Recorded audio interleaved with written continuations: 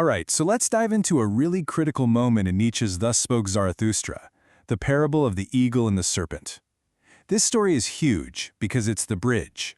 It marks the end of Zarathustra's long solitude up in the mountains and kicks off his downgoing, his return to the human world. This is the moment the prophet gears up for his real mission. See, after 10 whole years alone, Zarathustra isn't feeling peaceful or serene. He's actually burdened. His wisdom has gotten so dense, so heavy, that it's weighing him down.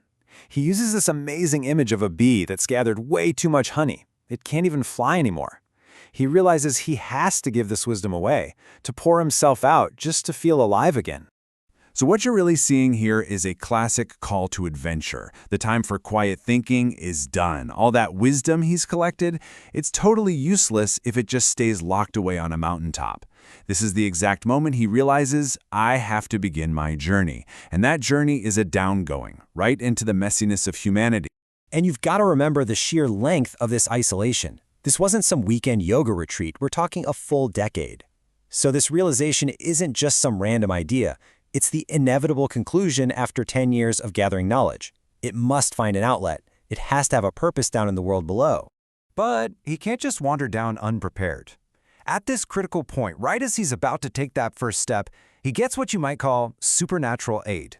It's like the universe itself steps in and hands him the exact tools he's going to need to survive the psychological and spiritual trials waiting for him. And here they are, his two companions, the eagle and the serpent. Now, these aren't just animals, of course. They are powerful symbols for the two essential qualities he has to master. The eagle, that's pride, the ability to soar high above all the pettiness of the world. And the serpent, well, that represents wisdom, a cunning, practical intelligence that stays connected to the earth. So let's break this down, starting with the eagle. We're not talking about arrogance here. For Zarathustra, the eagle's pride is a kind of spiritual armor. It's a defense mechanism that is absolutely necessary for what he's about to walk into. And what is he walking into exactly? He's heading straight for a world filled with what Nietzsche calls the spirit of contempt, this deep, cynical nihilism. He's going to face the complete indifference of the masses, the blinking stupidity of the herd. Honestly, without the eagle's pride, his spirit would be crushed before he even got a chance to speak. And this is the whole point, right? This pride is a shield against his main obstacle, the last man. This is Nietzsche's term for the goal of modern society, this apathetic person who just wants comfort and security. No great love, no great passion, no great contempt. They just blink.